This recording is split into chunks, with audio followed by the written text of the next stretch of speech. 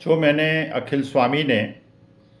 स्वामी जी की कक्षा नाम का यूट्यूब चैनल खोला है। मैं इसका मकसद आप लोगों को बता दूं, कैसे हम करेंगे ये बता दूं, कब करूंगा ये बता दूं, जिससे कि एक नियत समय पे आप लोग इस चैनल को देख सकें और जो फाइनेंस के बारे में आपकी दुविधाएं हैं, आपकी जो प्रश्न हैं, उनका आप समाधान कर सकें। तो पहला उद्देश्य तो मेरा ये है कि मैं अपनी भाषा को हिंदी रखूंगा, जिससे देश की जो 60% जनसंख्या है, जो कि बहुत सारे लोग ऐसे हैं जो कि इंग्लिश नहीं जानते, इंग्लिश नहीं पढ़ सकते, और क्योंकि मेरी मातृ भाषा जो है वो हिंदी है और मेरी भी अंग्रेजी बहुत कमज़ोर थी बचपन में, तो मुझे लगता था कि मैं कैसे चीज़ों को पढ़ूं जबकि सारी किताबें इंग्लिश में होती हैं। तो पहला तो उद्देश्य ये था कि हिंदी में कार्यक्रम करूं और हिंदी भाषा में, सरल भाषा में अपने जो जनता है हमारे देश की जो हिंदी भाषी है उसको सरल भाषा में चीज़ों को बताऊं, फाइनेंस को बताऊं, जिसको वो समझते हैं बहुत कठिन सब्जेक्ट है, बहुत मुश्किल चीज़ है, समझना बहुत मुश्किल है, जबकि ऐसा वास्तविकता में नहीं है। और अगर इसको क्रमवार सीखा जाए और नीचे से ऊपर तक सीखा जाए और इसको समझा जाए और अपने जो दुविधाएं हैं, अपने जो प्रश्न हैं, उनका उत्तर देने वाला कोई हो, तो हम लोग बहुत जल्दी उस स्टेज पे पहुंच सकते हैं जब हमको लगेगा कि फाइनेंस तो बहुत सरल सब्जेक्ट है। जैसे मेरा आईटी जो है बहुत वीक सब्जेक्ट है, क्योंकि हमारे ज़माने में ये सब नहीं होता था और मुझे परेशानी होती है, और नेक्स्ट जनरेशन को लगता है कि अंकल स्वामी जी को इतनी परेशानी क्यों होती है, लेकिन है, लाजमी है, मुझे परेशानी होती है। उसी तरह लोगों को लगता है फाइनेंस बहुत टफ सब्जेक्ट है, जबकि ऐसा है नहीं। शेयर मार्केट के बारे में, डेट मार्केट के बारे में, इन्वेस्टमेंट के बारे में जब वो सुनते हैं, वो फाइनेंशियल चैनल सुनते हैं या इकोनॉमिक टाइम्स पढ़ते हैं और देखते हैं कि अमेरिका ने फेड रेट बढ़ा दिया, उसकी वजह से बॉन्ड यील्ड पे ये असर पड़ा, इन्फ्लेशन पे ये असर पड़ा, मनी सप्लाई पे ये असर पड़ा, शेयर मार्केट में ये असर पड़ा, उनको चीज़ें नहीं समझ में आती। तो बिल्कुल हम साधारण भाषा में बात करेंगे, शेयर मार्केट के बारे में बात करेंगे, डेट मार्केट के बारे में बात करेंगे, और जो लोग अपने प्रश्न और जिज्ञासाएं पूछेंगे मेरी पहली वीडियो के बाद, उनका मैं कोशिश करूंगा कि अगले एपिसोड में उसको हम कवर करें और उनकी जिज्ञासाओं का समाधान करें। और दूसरी बात ये, जब हम शेयर मार्केट की बात करेंगे तो हम टिप नहीं देंगे, हम ये नहीं बताएंगे कौन सा शेयर खरीदें या बेचें, वो हमारा काम नहीं है। हमारा काम केवल ये है कि जो एमबीए फाइनेंस के बच्चे या जो फाइनेंस सब्जेक्ट लेते हैं या जो सिक्योरिटी मार्केट के एक्सपर्ट्स हैं, जो चीज़ें उन्हें बड़ी आसानी से समझ में आ जाती हैं, और देश की बहुत बड़ी जनसंख्या ऐसी है जिसको वो शब्द नहीं समझ में आते हैं, उनके सिर के ऊपर से निकल जाते हैं, उनको साधारण भाषा में वो चीज़ें समझाई जाएं, जिससे कि वो निवेश करें तो गलत निवेश ना करें।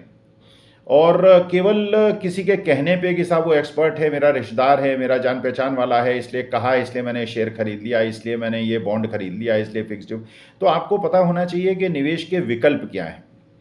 और कौन कौन से निवेशों की विशिष्टताएं क्या हैं, कौन सा निवेश करने से आपको क्या लाभ होगा, क्या हानि होगी, क्या उसके प्रोज एंड कॉन्स हैं, और अगर आप सोने में निवेश करेंगे तो उसमें क्या परेशानियां आ सकती हैं, जब आप छोटी कंपनियों के शेयर्स में निवेश करेंगे तो आपको क्या परेशानियां आ सकती हैं, छोटी कंपनियों के निवेश में क्या फ़ायदे हैं, क्या नुकसान है, रिस्क क्या है, रिटर्न क्या है, लिक्विडिटी प्रोफाइल क्या है, आपकी रिस्क रिटर्न, आपकी खुद की रिस्क टेकिंग कैपेसिटी क्या है,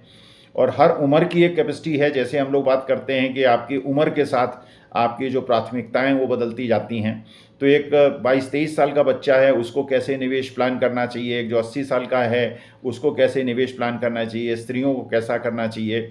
तो उसके हिसाब से हम लोग बड़ी सरल भाषा में सारी बातें करेंगे और ये प्रयास करेंगे कि बिल्कुल पहले स्तर से करें और धीरे धीरे ऊपर जाएं। और जो चीज़ें आप जब फाइनेंशियल, और हो सकता है कि आज से 3-4 महीने के बाद जो चीज़ फाइनेंशियल चैनल्स में आप देखते हैं, फाइनेंशियल न्यूज़पेपर्स में देखते हैं, जब आप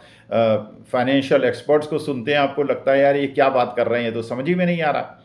जैसे कैसे शेयर मार्केट में वैसा रेस किया जाता है, वेंचर कैपिटलिस्ट क्या होते हैं, प्राइवेट इक्विटी फंड्स क्या होते हैं, एंजल फाइनेंसर्स क्या होते हैं, उनको क्या लाभ होते हैं, किस लिए वो पैसा लगाते हैं, शेयर मार्केट में प्राइमरी मार्केट क्या होता है, सेकेंडरी मार्केट क्या होता है, प्राइमरी मार्केट में पैसा कैसे उठाया जाता है, कंपनियों को इससे क्या फ़ायदा होता है, प्रमोटर्स को इससे क्या फ़ायदा होता है, किस प्रकार की इसमें लोग जो हैं चालें चलते हैं, शॉर्ट कवरिंग क्या होती है, लॉन्ग अनवाइंडिंग क्या होती है, शॉर्ट क्या होता है, लॉन्ग क्या होता है, और डेट मार्केट में भी क्या रिस्क होती है, आपको लॉन्ग टर्म ड्यूरेशन बॉन्ड्स लेने चाहिए या शॉर्ट टर्म ड्यूरेशन बॉन्ड्स लेने चाहिए, आपको बैंक एफडी में पैसा लगाना चाहिए नहीं लगाना चाहिए, कौन से ऐसे विकल्प हैं कि आप बैंक एफडी से ज़्यादा भी पैसा कमा सकें और आपकी रिस्क भी बहुत ज़्यादा ना हो।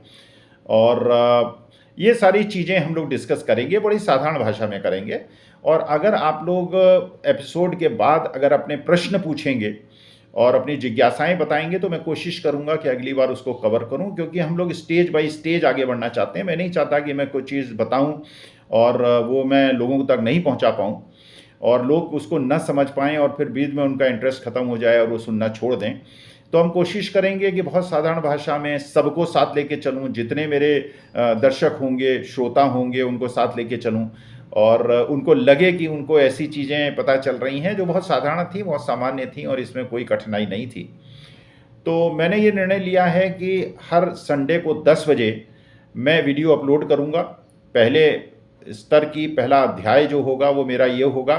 कि निवेश की क्या महत्ता है, निवेश का क्या महत्व है, और अगर आप जवानी में निवेश का सिद्धांत समझ लें और अच्छा निवेश करना शुरू कर दें तो बुढ़ापे में आपको पैसे की परेशानी नहीं होगी। आपका जो बुढ़ापा है वो सिक्योर्ड होगा। जैसे मैंने कल भी निवेदन किया था कि बुढ़ापे में आपके पास दो ही चीज़ें होती हैं, क्योंकि मैं हूँ इसलिए मुझे पता है कि एक तो आपकी औलाद आपका ध्यान रखे और दूसरा आपके पास पैसा हो। अगर आपका पैसा नहीं है तो समाज भी आपका बहुत ज़्यादा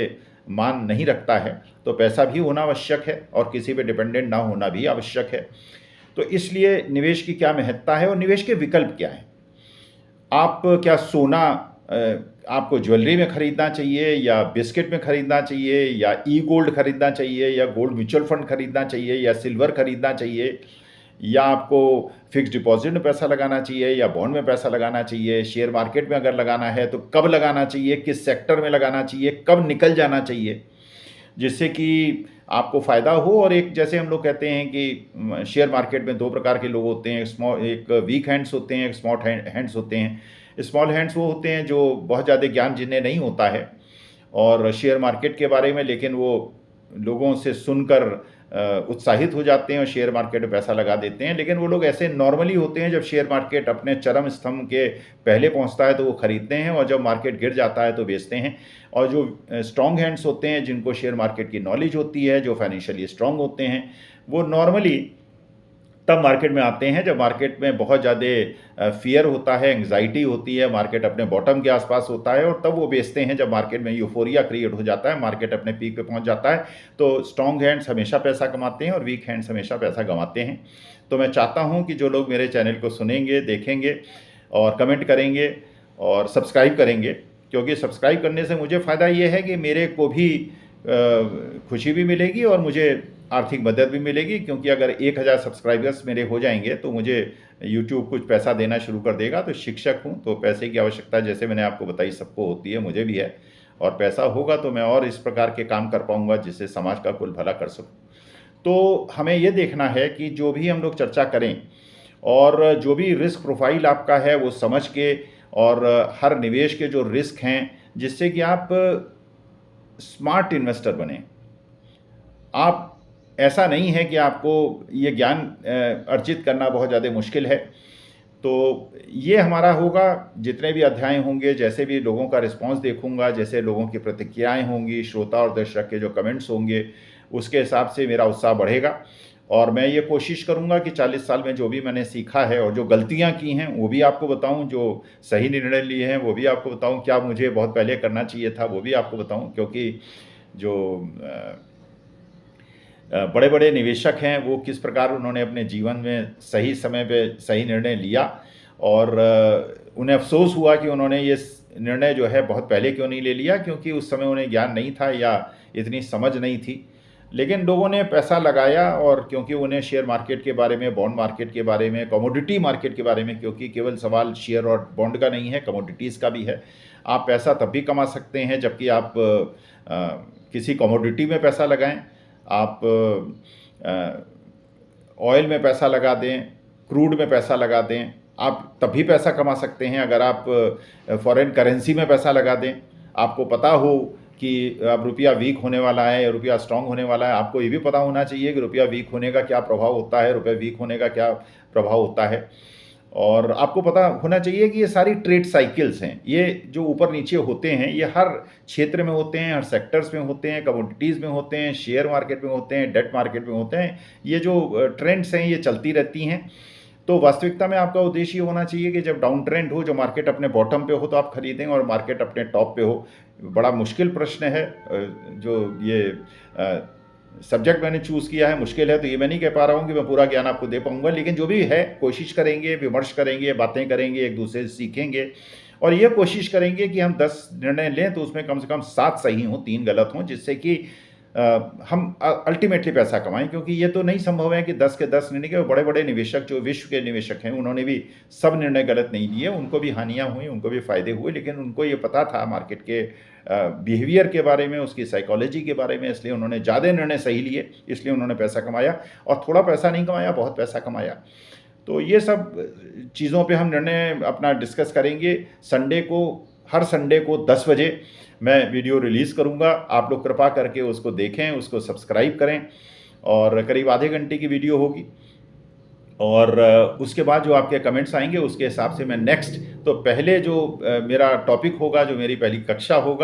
होगी, उसका जो शीर्षक होगा वो निवेश के बारे में होगा, निवेश की महत्ता के बारे में होगा, सावधानियों के बारे में होगा, उसके विकल्पों के बारे में होगा, क्या आपको ध्यान रखना चाहिए उसके बारे में होगा। और धीरे धीरे हम आगे अपने कदम बढ़ाएंगे, और साथ मिलके बढ़ाएंगे, एक दूसरे का हाथ पकड़ के बढ़ाएंगे, जिससे कि